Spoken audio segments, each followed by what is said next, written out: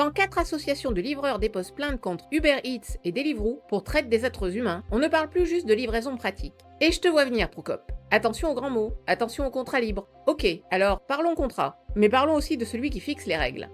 Exactement, parce que le mot exploitation, moi, je ne le distribue pas comme un tract à la sortie du métro. Si deux adultes signent librement un contrat clair, même dur, c'est pas automatiquement de la traite humaine. Mais là, il y a un problème beaucoup plus simple. Qui contrôle vraiment le travail ? Si la plateforme fixe les prix, distribue les courses, impose les conditions, note les livreurs, réduit leur accès aux revenus ou les déconnecte, alors il faut arrêter la comédie. Soit ce sont de vrais indépendants, soit ce sont des salariés dissimulés.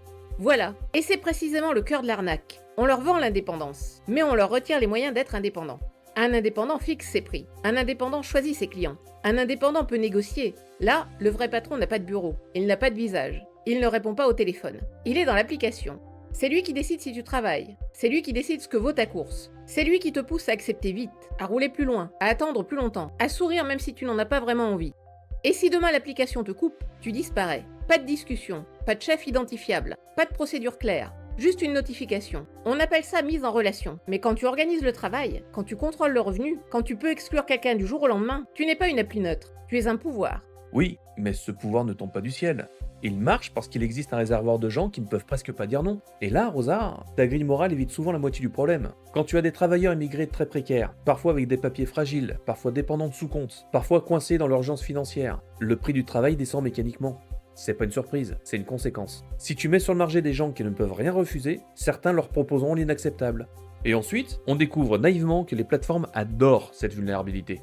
Qui aurait pu le prédire ? Pour ceux qui ont la ref. Non, ce que tu appelles le marché n'est pas une météo naturelle. Le problème, ce n'est pas le travailleur immigré qui pédale pour survivre. Le problème, c'est l'entreprise qui sait parfaitement qui est trop vulnérable pour refuser. C'est ça qui est obscène. On ne parle pas de gens qui choisissent tranquillement un petit complément de revenu entre deux cafés. On parle d'un livreur qui attend une course, téléphone à la main, sans savoir s'il y a vraiment rien, ou si l'application l'a déjà puni. Et après, on ose appeler ça de la liberté. Mais la liberté sans pouvoir de négociation, c'est juste un joli mot posé sur une contrainte. La liberté de choisir entre accepter l'inacceptable et ne pas manger, ce n'est pas une liberté, c'est une mise en scène.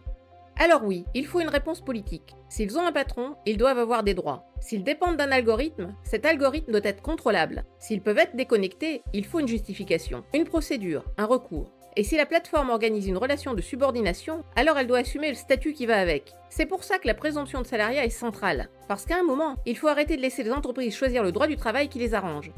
Et voilà le moment où tu veux transformer chaque abus en ticket d'entrée vers le grand bain du salariat administré. Moi, je ne veux pas plus d'usines à normes. Je veux moins d'ambiguïté et plus de responsabilité. Vrai indépendant, liberté réelle, prix libre, client libre, plateforme en concurrence. Vrai employeur, obligations réelles, salaire de branche, assurance, responsabilité juridique, sanctions lourdes en cas de fraude au statut. Toi, tu veux protéger par le statut. Moi, je veux rendre la fuite impossible par le contrat. Mais l'entre-deux confortable, où la plateforme contrôle tout sans répondre de rien, ça, non. C'est pas le marché, c'est un montage juridique avec une jolie application pour profiter de la misère. Et cette plainte met exactement ça sur la table. Pas seulement des conditions de travail difficiles, pas seulement des revenus trop bas, un modèle entier qui prospère parce qu'il transforme la vulnérabilité humaine en marge économique. Toi, tu veux verrouiller le contrat pour que l'entreprise ne puisse plus fuir. Moi, je veux que le travailleur ne soit plus seul face à la machine. Ce n'est pas la même réponse. Mais au moins, qu'on arrête de mentir. Quand une application décide qui travaille, qui gagne, qui attend et qui disparaît, ce n'est plus un outil neutre, c'est un pouvoir. Et quand ce pouvoir tient des gens par la peur de ne plus manger, ce n'est pas le progrès. C'est une vieille exploitation dans un téléphone neuf. Ne perdons pas le contact. Abonne-toi, active la cloche, pouce en l'air, commentaire. Ciao!